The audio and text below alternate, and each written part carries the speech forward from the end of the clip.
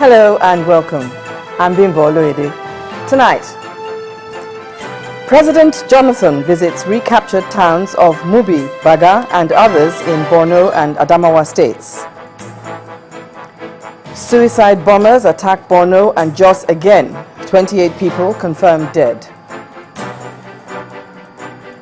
APC presidential candidate General Muhammadu Buhari says he will defeat security challenges in Nigeria if elected.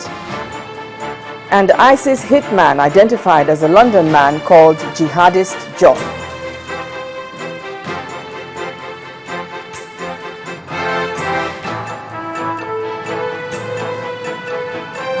And on business news tonight, the federal government weeds over 1,500, that will be 15,000 ghost pensioners, saving 2.1 billion naira from the consolidated pension scheme. And on sports news, Flying Eagles head coach Manu Garba announces his final 21 players for the African Youth Championship in Senegal.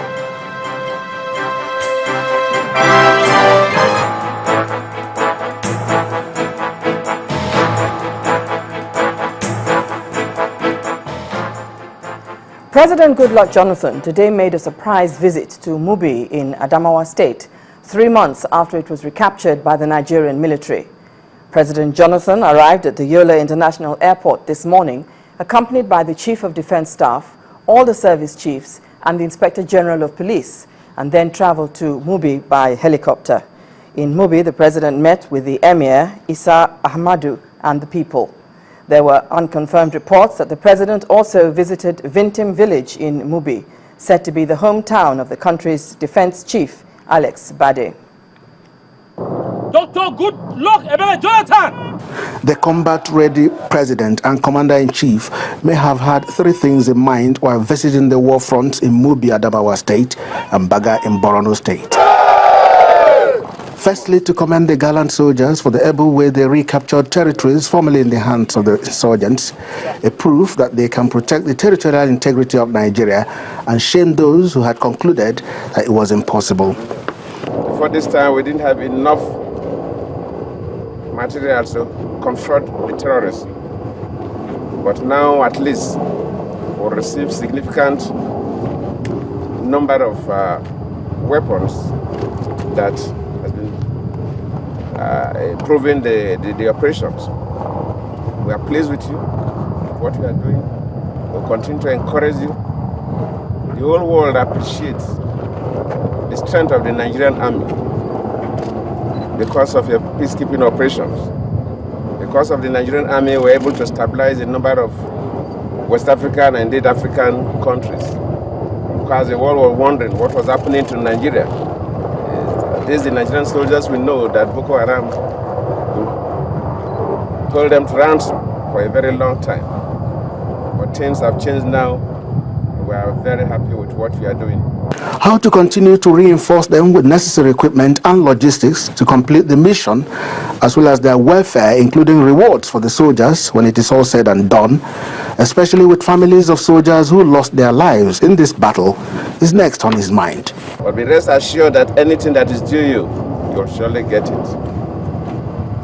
And all of you who have shown gallantry will be rewarded according to the traditions of the armed forces and according to the rules and regulations governing the operations and, of course, the goodwill of Nigerians and their country. The soldiers' response was reassuring as they chant gallantly. Never again! Never again! Never again! Lastly, the president is glad with the return of the Emir of Mubi. He promised him and other displaced persons who are returning of speedy resettlement. We are here for a tour, also to look at the level of devastation and to what extent the federal government could assist to pushing the effects, especially as we rehabilitate our people and we'll come back. But the main thing, the key thing, is to make sure that we flush the Boko Haram out of Nigeria and will not allow them to go into any other country. Collectively, Nigeria, Chad, Niger, Cameroon, and Benin will make sure that the story of Boko Haram will come to an end, and very soon. The president, who was accompanied on the inspection by service chiefs, spent several hours taking area view of the towns recently recaptured just to reassure himself that of a fact the Nigerian soldiers are equal to the task they have undertaken to safeguard lives and property in Nigeria. Chukwuma Onwekusi, Channels Television News. Well, Boko Haram insurgents have struck again, this time in Biu town of Borno State in Nigeria's northeastern region. 15 people are said to have died after 2 suicide bombers struck at a bus station and another 13 killed in Jos, Plateau State. The Borno attack comes a few hours after President Jonathan returned to Abuja after his visit to Borno State. According to an eyewitness, while the first bomber successfully detonated his explosives, the second suicide bomber could not, as he died in the process.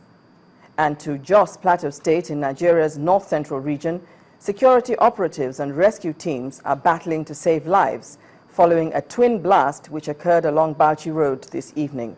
The blast occurred during a heavy downpour at a motor park near the University of Jos. Our correspondent tells us that 13 people are said to have been killed. Meanwhile, the Chief of Army Staff, Lieutenant General Kenneth Minima, has assured Nigerians that the military will achieve victory over the insurgents before the presidential and National Assembly elections scheduled for March 28th. General Minima, who was in Baga town in Borno State, says that the troops will continue the clampdown on the insurgents. He adds that the displaced residents of the reclaimed community should be able to return to their homes before the general elections. He, however, clarifies that Nigerians should not see the 6 weeks as a must-accomplish time. According to him, this is war, and the military will try and do whatever possible to liberate more areas so that displaced citizens can go and resettle and possibly vote during the elections. The Chief of Army Staff also promised that every soldier that participated in the liberation of Baga would enjoy an instant promotion to the next rank. And related to the issue of insurgency, parents and guardians have been warned to keep a close watch on their wards by taking an interest in their online activities. At the Joint Agency Security Briefing today in Abuja, Mr. Mike Omeri told journalists that there are indications of possible recruitment of young people by international terrorist group ISIS. Mr. Omeri says online media is being used to radicalize young people. At this point, we wish also to alert the nation that intelligence reports indicate the continuous radicalization of our youths through the social media and a variety of other sources. The reports also indicate that these youths, who are mostly children of the rich and affluent, are being recruited into ISIS.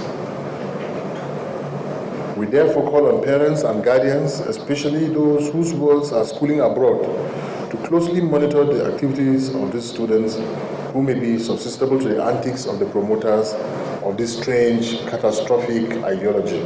Since our last briefing on Wednesday, February 18, 2015, some remarkable successes have again been recorded by the Nigerian military in the ongoing war against terror in the northeastern parts of our country. The successes include the stiff resistance against insurgent incursion in country at several locations and the recapture of several towns and settlements which had Boko Haram presence earlier. Now, his whereabouts and state of health have been a subject of debate within the political sphere in the past few days. But his appearance at Chatham House in London caused a stir. The APC presidential candidate, General Muhammadu Buhari's appearance in public for the first time in several days was the reason for the clash between the PDP and APC supporters outside the venue. Our correspondent, Doris Okenwa, reports that police officers were deployed to the venue to enforce order following rumors of a planned protest. Police officers do not make regular appearances at Chatham House events. Well, this was clearly a different kind of event. News of protests were rife. General Buhari arrives early enough to beat the protesters. But the PDP contingent would not be outshined. Neither would the APC crew allow their voices drown.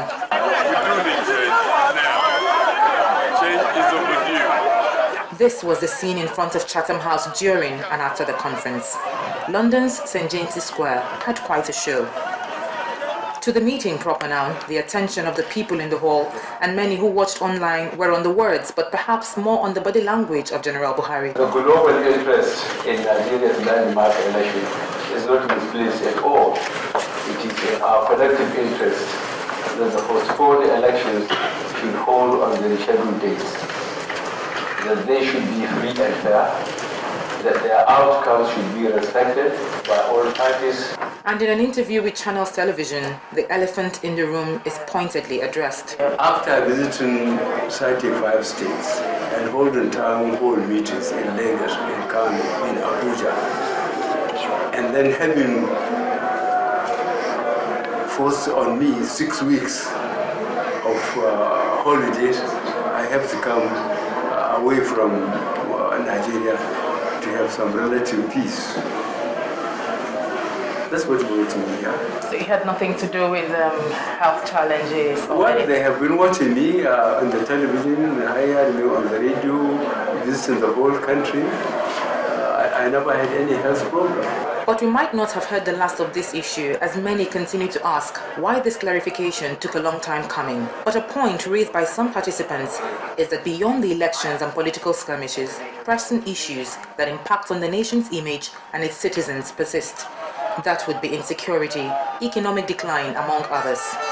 These issues seem largely obscure, they say, while personalities generate more attention. From London, Doris Okenwa, Channels Television News. It is about 4 weeks to the rescheduled general elections, but from all indications, it has not been a perfectly peaceful run-up to the crucial polls. This is because the Nigerian Human Rights Commission, in what it refers to as a pre-election report on violence released today, reveals that at least 58 persons have so far been killed and many more injured. The Commission, in its findings, states that over a 50-day period beginning in December 2014, there have been over 60 separate incidents of election-related violence from at least 22 states, spread across the 6 geopolitical zones of Nigeria. In the report, the Southwest has the highest figure of 28 deaths, followed by the Northwest with 11 deaths. Northeast has 9 cases of death, while Southeast records 2 deaths, but with a high rate of injuries. And North Central Zone has no case of deaths, but also has a high rate of injuries. In all, Lagos State in the Southwest has the highest number of incidents, with 11 incidents, and casualty figures put at 22. The Human Rights Commission, however, attributes hate speech from politicians and their supporters as a major cause of some of the violent cases captured in the report. In part 2, after the break, House of Reps Minority Leader Femi Gbajabiamila apologizes to the House for casting aspersions on the office of the Deputy Speaker. That's in a moment. Please stay with us.